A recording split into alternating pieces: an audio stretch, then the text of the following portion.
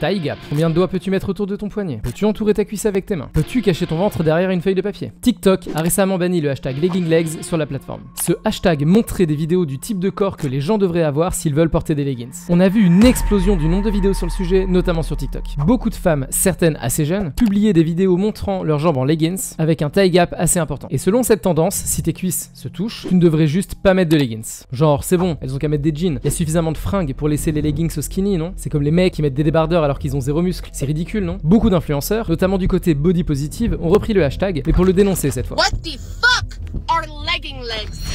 Ils mettent en avant le fait que ça encourage des troubles du comportement alimentaire et que cela peut déformer la vision qu'on a de notre propre corps. À force de voir des vidéos comme ça, tu peux te considérer comme une merde parce que tes jambes ne ressemblent pas à ce que tu vois sur les réseaux. Et c'est une problématique qui est pas récente. La différence ici, c'est la vitesse à laquelle ça s'est propagé sur les réseaux. En quelques jours seulement, le hashtag a connu une popularité de dingue et ça a poussé TikTok à réagir en bannissant le terme. TikTok, le réseau sur lequel tu peux voir du contenu hyper gore et choquant, a banni un hashtag en quelques jours. Beaucoup de personnes ont commencé à voir dans ce bannissement une limitation de la liberté d'expression et une appropriation politique du mouvement body positive. Tandis que d'autres ont vu ça d'un œil positif, puisque les plateformes commencent enfin à réagir vis-à-vis des dérives qu'il peut y avoir avec les réseaux. On va opposer les arguments des deux camps avant d'en tirer des conclusions.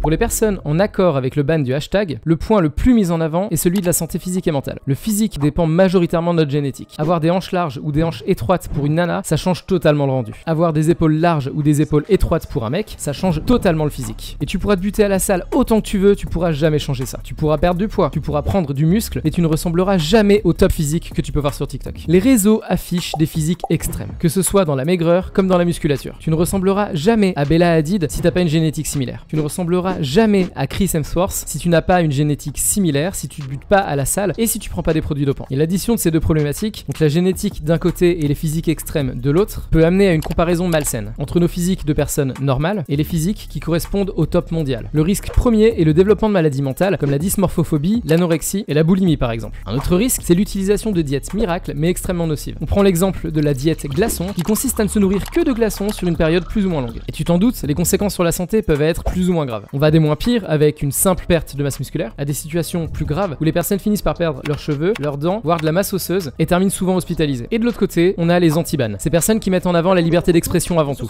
L'argument principal utilisé est que le bannissement du hashtag legginglegs met en avant l'obésité, que le hashtag a été banni pour que les personnes en situation d'obésité ne se sentent pas mal dans leur peau et continuent à s'engraisser au fast-food du coin. L'argument suivant met en avant un lobby anti-sport qui pousserait les gens à rester sur leur canapé pour gonfler les profits de Netflix. Le dernier argument qui revient fréquemment, c'est la politisation de la santé, que le hashtag a été banni afin de plaire à une certaine frange de la population sans se soucier de leur santé. Du coup, c'est un concept plutôt de gauche ou de droite? Je pense qu'il y a une différence entre faire la promotion de l'obésité et limiter les risques de troubles alimentaires. On a eu, il y a quelques mois, une abondance de contenu body positive. Contenu qui mettait en avant le fait de pouvoir manger n'importe quoi tant qu'on s'accepte en tant que personne. Que la malbouffe n'est pas dangereuse, qu'être en situation d'obésité n'est pas dangereux et que dire le contraire est grossophobe. Ça, c'est clairement faire la promotion de l'obésité et je trouve ça malsain. Et je me suis pris la tête avec une nana sur le sujet d'ailleurs. Et premier truc qu'elle m'a sorti, c'est que j'étais grossophobe parce que j'étais prof de sport. Imagine 2 secondes, un prof de sport qui est grossophobe. T'as un client qui vient le voir pour perdre du poids. Tu lui réponds quoi? Non, désolé, je peux pas vous aider, vous êtes trop gros, ça me répugne.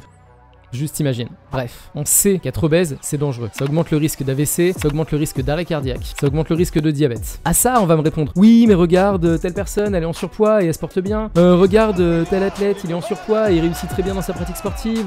Ouais, non. Dans la vie quotidienne, je ne connais aucune personne qui se sente à l'aise en étant en surpoids. Je te parle pas d'un léger surpoids, de quelques kilos en trop. Je te parle d'un vrai surpoids, comme l'ancien poids du joueur du grenier par exemple. D'après eux et d'après lui, c'est une vraie galère d'être en surpoids. De dire oui, je suis gros et je suis heureux, c'est plutôt je suis gros et je m'en fous. Il faut pas conforter les gens dans leur maladie. L'obésité, c'est une maladie. Il y a avoir un peu de surpoids et il y a être réellement obèse, quoi. Si t'es heureux comme ça, mais juste sois conscient que t'es en mauvaise santé. C'est galère pour trouver des fringues, c'est galère dès que tu veux prendre les transports en commun parce que c'est pas adapté. Et je parle de petits problèmes là, on est d'accord. Mais dès que tu dois faire un effort intense, t'es essoufflé au bout de quelques secondes. Respirer comme un phoque dès que t'as monté 3 étages. T'as des douleurs aux genoux à force de porter ton poids. T'as des douleurs au dos à force de porter ton poids. Et c'est pas moi qui le dis. Il suffit d'écouter des personnes qui ont vraiment réussi à perdre du poids pour comprendre. Pour rien au monde, je retournerai à l'état où j'étais avant, quoi. Par contre, l'extrême inverse, la maigreur extrême, c'est dangereux également. T'as aucune force parce que t'as plus de masse musculaire. Et ça peut aller très loin, puisque ton cœur s'affaiblit également. Tes jambes ne te portent plus. Et tu peux mettre aucune fringue non plus, puisqu'à part les créations de Ralph Lauren, il y a aucune fringue de très petite taille dans la majorité des magasins. À moins de t'habiller au rayon enfant. Et y a aucun souci, hein, je l'ai fait jusqu'à mes 20 ans. Donc ne pas faire l'apologie de la maigreur, c'est pas faire l'apologie de l'obésité. Pour moi, il y a un entre-deux, qui est celui d'être en bonne santé. On peut avoir un peu de bedaine et être quand même en bonne santé. On peut être assez maigre et être quand même en bonne santé. Tant que le cœur fonctionne bien et que la personne a une activité physique régulière, ça devrait être ok sur le long terme. Et pour le lobby anti-sport, c'est le même principe selon moi. Les physiques extrêmement maigres qui sont mis en avant, c'est pas des physiques sportifs. Une nana sportive, c'est une nana qui aura des cuisses musclées. Et des cuisses musclées, c'est pas des legging legs. Pourtant, c'est beaucoup plus sain d'avoir des cuisses musclées qui te permettent de marcher et de courir sur plusieurs kilomètres, qui sont capables de te faire soulever jusqu'à 2 fois ton poids. Donc l'argument du lobby anti-sport, il est pas recevable, désolé. Et enfin, pour le dernier, pour la notion de politisation de la santé, je pense qu'on est plutôt sur du greenwashing ici. C'est un peu la version moderne du mais non, je suis pas raciste, j'ai un pote noir. Ou si, je suis féministe, regarde, je fais la vaisselle à la maison. Finalement, les pro-ban ont eu gain de cause, puisque le hashtag a été banni et qu'un message de prévention l'a remplacé. Bon, leggings legs avec un S à legging n'est pas banni. Tie gap n'est pas banni non plus, et d'autres termes hyper problématiques sont encore utilisables. Mais ça calme les foules, donc les actionnaires de TikTok sont contents. Et en même temps, est-ce qu'on peut leur reprocher de ne pas bannir tous les hashtags problématiques? J'ai posé la question à ChatGPT. Je lui ai demandé quels sont tous les hashtags problématiques liés aux troubles alimentaires. Il m'en a sorti 19.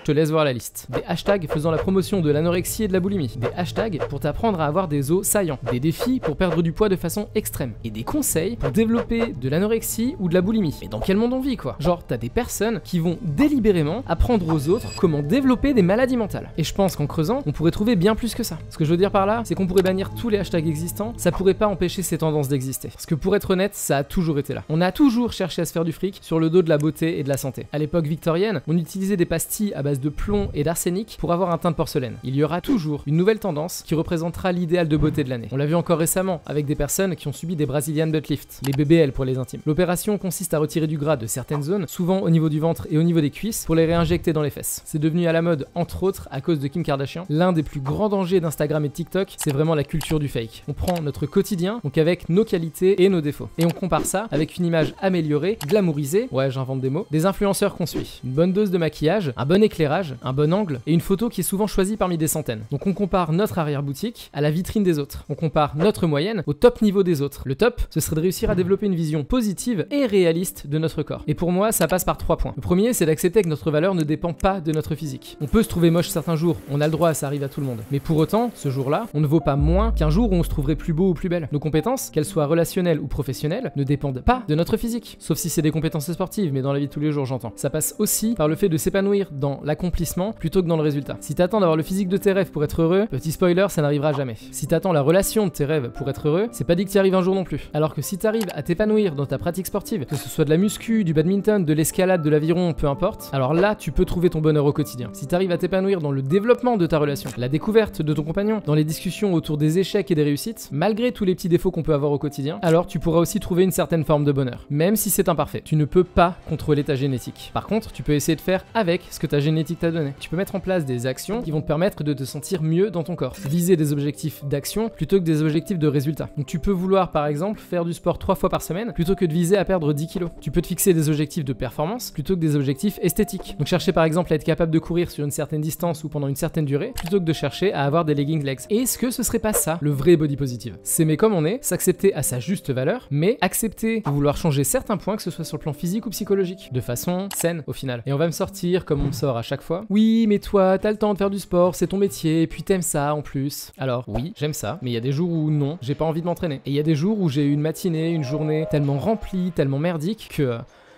flemme, j'irai demain et puis tant pis. Et c'est ok. Le tout, c'est d'essayer de trouver un bon équilibre. On fait comme on peut. D'où l'ensemble d'activités qui existent. Et pour le temps libre, je bosse, comme tout le monde en fait. Quand je suis en coaching avec un gars, je lui dis quoi faire, mais c'est pas mon entraînement. Donc quand je m'entraîne, c'est en dehors de mon taf, comme tout le monde. Donc pour finir, je conclurai sur une seule chose. T'as le droit de t'aimer comme tu es, mais t'as aussi le droit de vouloir changer. Tant que tu le fais pour toi, pour ta santé, et pas parce que d'autres personnes te font sentir que c'est la chose à faire. Bon, si ton médecin te conseille de le faire pour ta santé, t'as le droit de l'écouter quand même. Sur ce, je te dis à la prochaine et entraîne-toi bien.